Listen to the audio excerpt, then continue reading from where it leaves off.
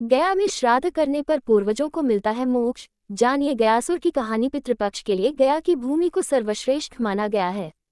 ऐसी मान्यता की गया में श्राद्ध से जीव की सद्गति होती है। परंतु भागवत महात्म्य कथा के पात्र धुंधकारी का गया श्राद्ध उसके भाई गोकर्ण ने विधिवत किया, फिर भी उसकी प्रेत योनि न छूटी। इसका कारण शौनक जी ने व्यास जी से पूछा। उन्होंने बतलाया, गया श्राद्ध का आध्यात्मिक मर्म समझ लोगे तो बात समझ में आएगी। उन्होंने गया श्राद्ध की एक कथा सुनाई। ऐसे हुआ गयासुर का अंत। एक असुर था, गयासुर। उसने तप शक्ति से सारी विभूतियां पाली। तब से प्रसन्न होकर ब्रह्मा जी आए, वर मांगने को कहा।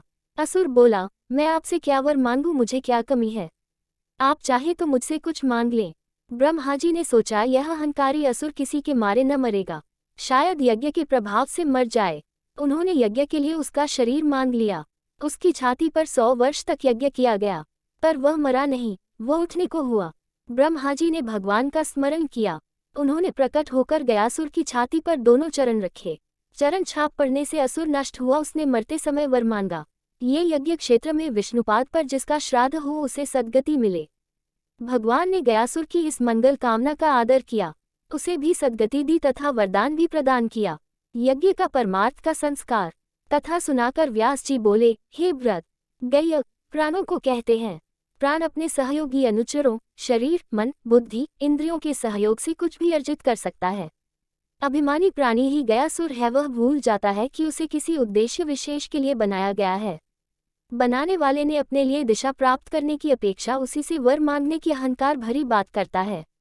यह अहंकारी जीव सामान्य देव वृत्तियों के काबू में नहीं आता, उन्हें सताता है। ब्रह्मा जी ने ठीक ही सोचा कि लंबे समय तक यज्ञ का परमार्थ का संस्कार मिले तो शायद यह अभिमान समाप्त हो जाए। इसी दृष्टि से उन्होंने उससे उनका शरीर यज्ञ के लिए मांग लिया। ऐसा यज्ञ अधूरा होता है। 100 वर्ष मनुष्य की आयु है। पूरे समय यज्ञ हुआ, पर वह केवल द्रव्य से हुआ। अभिमान के भाव से किया गया द्रव्य यज्ञ अधूरा यज्ञ होता है, राजसिक यज्ञ होता है। सात्विक यज्ञ जब तक वह न बने उसका वह प्रभाव नहीं होता जैसा चाहिए। ब्रह्मा जी की समझ में भूल आई। उन्होंने भगवान का आह्वान किया। गयासुर के हृदय पर भगवत चरण पड़े, अर्थात प्रभु के प्रति श्रद्धा उपजी तो जीवाभिमान गल गया, मुक्ति हो गई। इसलिए श्रद्धा बिना अधूरा है श्राद्ध। गयासुर ने ब्रह्मा को शरीर दान कर दिया था। शरीर को पिंड भी कहा गया है।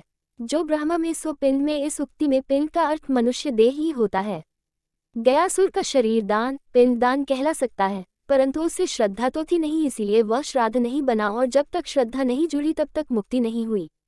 व्यास जी बोले, शौनक जी, गया श्राद्ध किसी भी तीर्थ में किया जा सकता है जहाँ यज्ञीय चेतना का जीवन प्रयोग होता। तो गयासुर को भगवान ने जो वरदान दिया है उसकी लौकिक अर्थों में लकीर पीटने से उद्देश्य पूरा नहीं होता।